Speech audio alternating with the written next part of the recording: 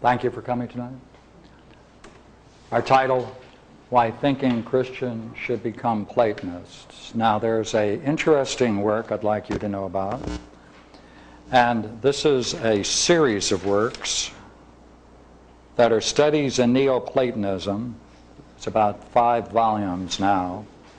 And there's a volume called Neoplatonism and Christian Thought. The last article is by a very interesting philosopher by the name of John Findlay, F-I-N-D-L-A-Y. His article is Why Christians Should Be Platonists.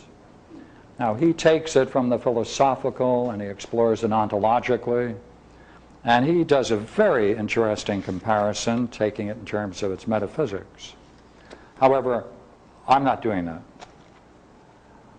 I'm taking it from a different viewpoint, which is why I believe thinking Christians should become Platonists. And our journey is going to be primarily a reflection on the texts of the New Testament and bringing together some most interesting research that has been going on. Now, what do I mean by thinking Christians and Platonists? Well, luckily enough,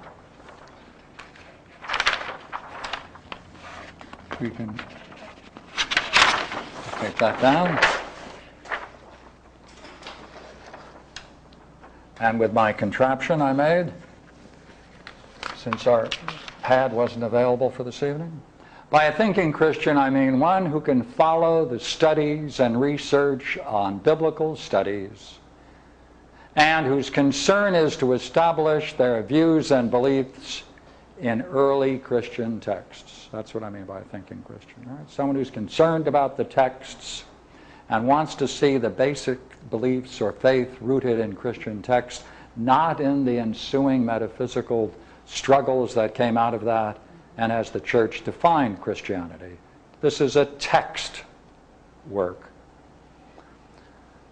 Now, that means, therefore, there's a need to locate the central message, sometimes called the kerygma, of Christianity. Sometimes that's called the hermeneutical task, and hermeneutical is just a fancy word for the art of interpreting, the interpretations involved in the task of finding a central message. By a Platonist, I mean one who can follow the studies and the dialogues of Plato and the Platonic tradition to establish their views and practices for their own benefit primarily, which is a spiritual benefit. There is no difference in the spiritual dimension of either. So with that, just in terms of how to define it, and if there's any question as we're going along that you'd like to ask, please be free to just jump in and do so.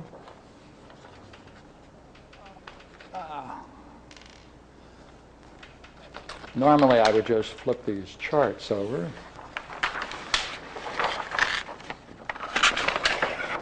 Now, there is a traditional and inherited view. Now, the essential thing to keep in mind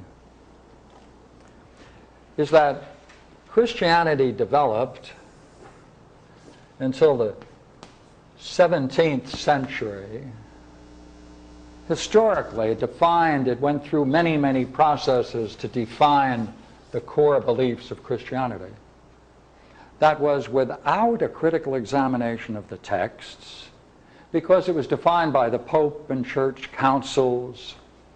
Now, 17th, or some part 16th century for Luther, but essentially the 17th century for English-speaking people, out came the texts. So therefore, something new enters into the intellectual universe and spiritual universe, and that's the text.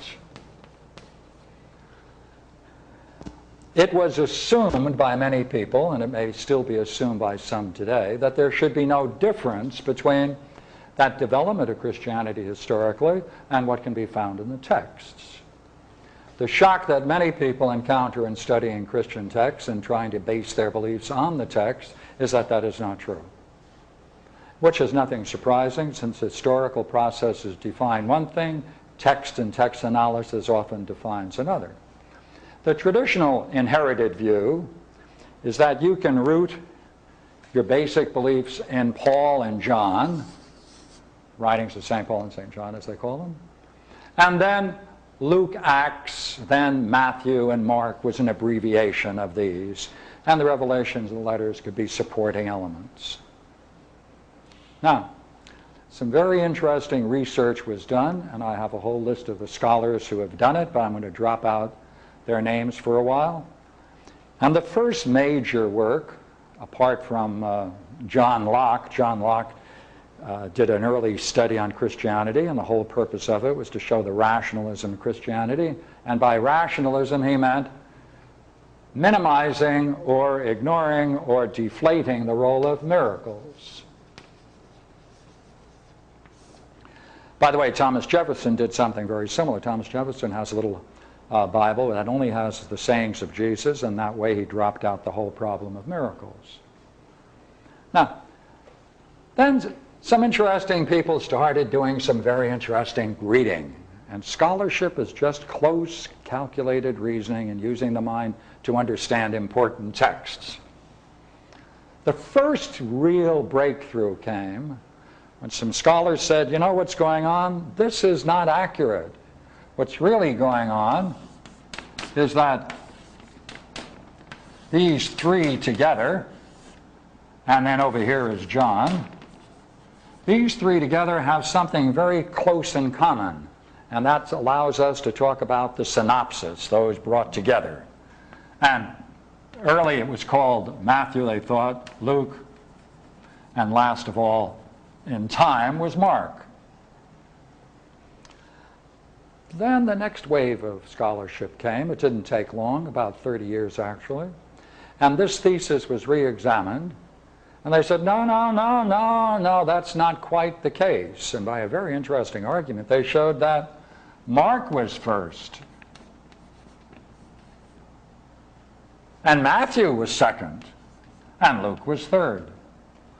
Well, what difference does it make which comes first and which second? Let's see if I can add something to this. You see, Matthew has what is sayings of Jesus. He has miracles. He has prophetic utterances, or passion material as it's called, and post-resurrection scenes. Right. He has sayings of Jesus, he has miracles, he has the passion material. By passion material this evening, I mean the arrest, the trial, and the crucifixion. There is also something else. There's also a large section of parables. Now, if Matthew is first, then we can study Matthew as a way of gaining an idea of Jesus, especially in terms of his history, since there's a whole prologue in Matthew dealing with the historical study of Jesus. Well, you see, let's go